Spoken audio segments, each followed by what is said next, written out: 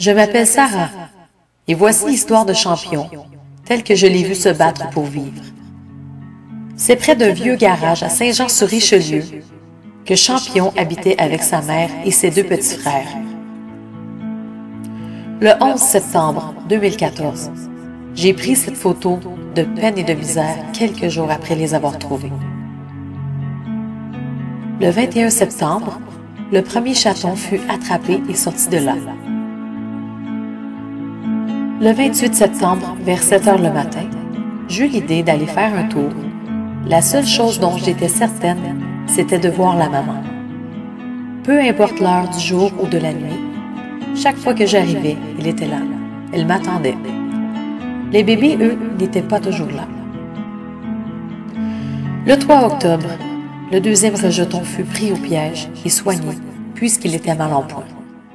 J'avais si peur que l'état du troisième soit pire.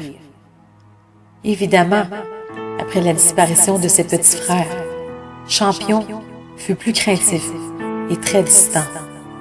Il ne se préoccupait nullement de la cage qui l'attendait.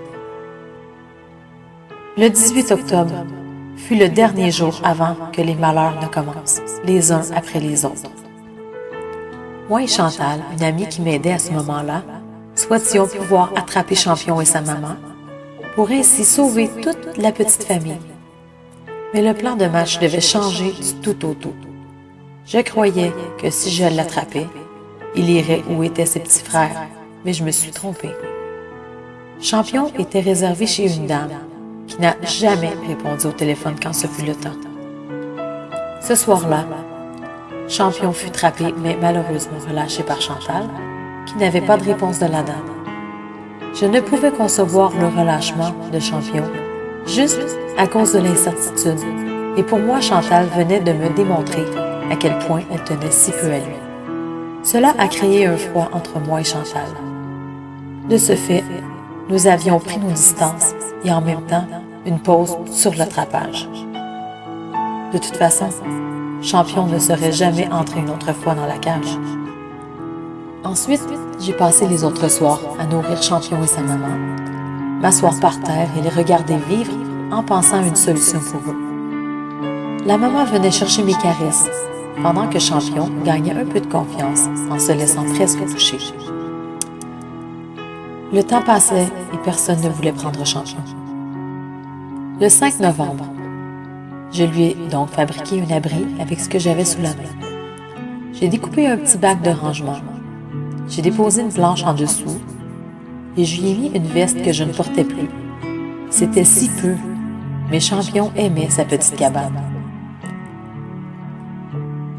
Le froid arrivait à grands pas et il commençait à être un peu à l'étroit dans son abri et là, j'ai connu Ginette, le 14 novembre, et elle m'a donné une cabane plus grande. Ce fut ma lueur d'espoir, car Champion pouvait y être au chaud avec sa maman.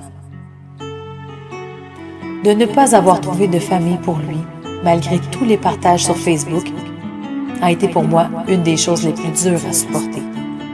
Il y avait la maman aussi à stériliser au plus vite.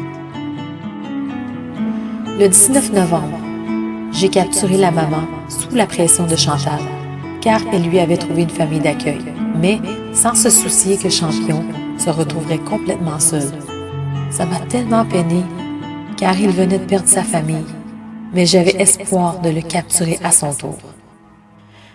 Les 5 jours suivants, moi et Chantal passions toutes les soirées avec la cage qui n'attendait que Champion.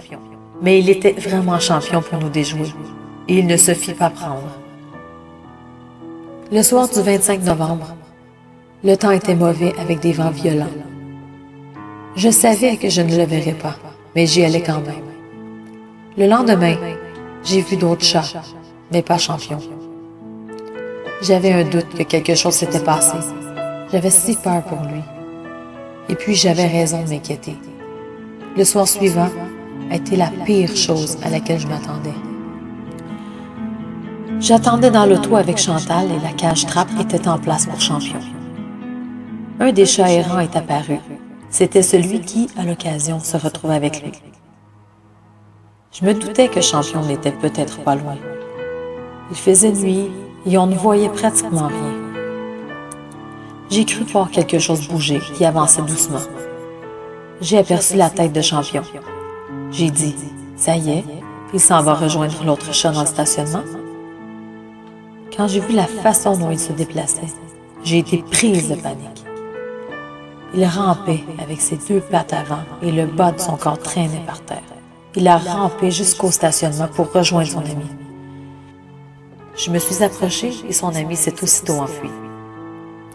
Champion a tenté lui aussi de se sauver, mais en vain. Et je l'ai attrapé avec mon foulard. J'ai senti que je le tenais, mais il s'est échappé de mes mains.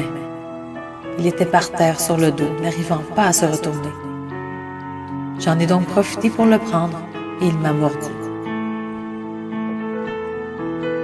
J'étais si triste de penser qu'il pouvait s'imaginer que je lui voulais du mal et que je lui faisais peur, alors que je ne lui voulais que du bien. Il a rampé jusque sous une auto et j'ai dû lâcher prise. Je me suis précipitée dans un dépanneur. J'ai appelé différentes ressources pour demander de l'aide, mais personne ne voulait m'aider. La SPCA, les policiers, personne. J'ai alors demandé de l'aide sur Facebook et dans la même nuit, j'avais trouvé des gens pour m'aider et même un endroit pour lui. Le 26 novembre, j'ai rencontré Diane et Jenny et nous nous sommes rejointes à l'endroit où se trouvait Champion. Nous l'avons attendu, mais il ne s'est jamais pointé. Le lendemain, Diane et Jenny allaient se rejoindre là-bas et je devais y aller plus tard. Quand Diane est arrivée, elle a vu Champion couché dans sa cabane et elle n'a pas hésité une seconde et elle l'a attrapé. Il était enfin, définitivement, entre nos mains. C'était un des plus beaux moments de ma vie. Il a été confié à Joanne, son ange, et il a reçu les meilleurs soins, y compris tous les examens. Il s'est fait tirer avec un fusil à plomb. Sa colonne vertébrale et son système nerveux ont été atteints, ce qui explique pourquoi il rampait et souffrait tant. Il a été sous observation pendant quelques jours. Nous étions un groupe sur Facebook à espérer sa guérison. Nous avions fait une collecte de dons pour lui. Hélas, il n'a pas survécu à ses blessures. Son corps ne répondait plus. Il s'est éteint. Son combat s'est terminé le matin du 8 décembre 2014. Pourquoi l'avons-nous nommé Champion? Parce qu'il s'est battu jusqu'à la fin pour vivre. Parce que c'est son corps qui a lâché, pas lui. Il avait cette âme de champion. Pourquoi Jean le Batailleur? Parce qu'il est natif de Saint-Jean-sur-Richelieu et il a dû livrer bataille pour survivre. Je n'oublierai jamais ce petit chat qui m'a fait vivre tant d'émotions. Le support que j'ai eu de mes nouvelles amies de Facebook, ces anges rescue, Jenny, Diane et Joanne. Vous savez, je ne veux pas que Champion soit mort pour rien. Il méritait de vivre et d'être heureux. Il y a chez certains humains cette haine gratuite et destructive envers les êtres inoffensifs, tels que Champion, et dont le sort a été déchirant par notre propre faute. S'il vous plaît, dénoncez tout acte de cruauté envers un animal. Prenez soin des petits errants près de votre maison. Ce sont tous des petits champions. Vole, Champion, va vers tes nouveaux amis. Ils t'attendent pour te réconforter et te dire que maintenant, tu n'auras plus jamais peur et sans souffrance, tu vivras éternellement. Je t'aime, Champion. Sarah.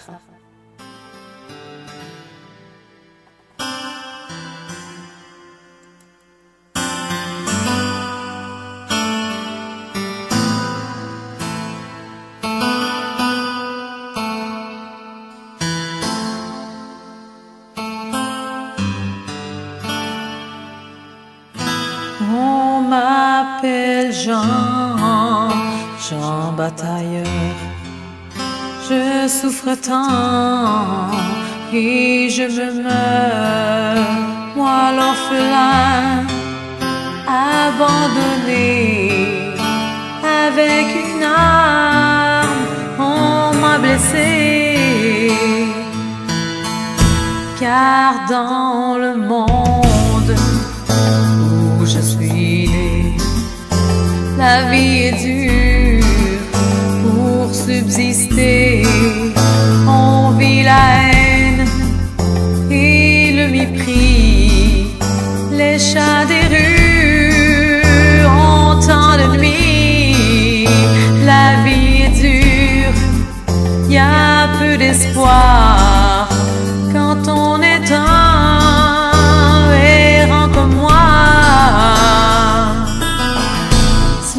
sur moi on veille et on espère que je m'en sorte et récupère.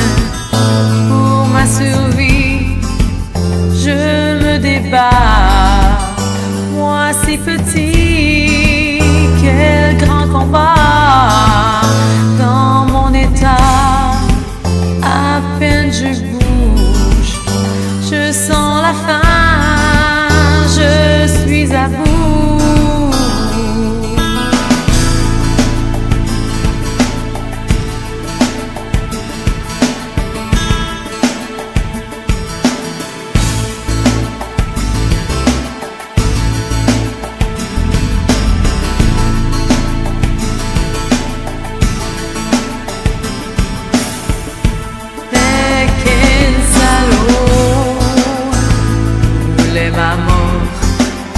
Qui a tiré à bout portant, malgré les soins, je dépéris.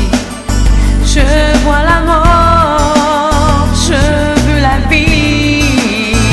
On m'a laissé un bref sursis, mais c'est trop dur, rester en vie.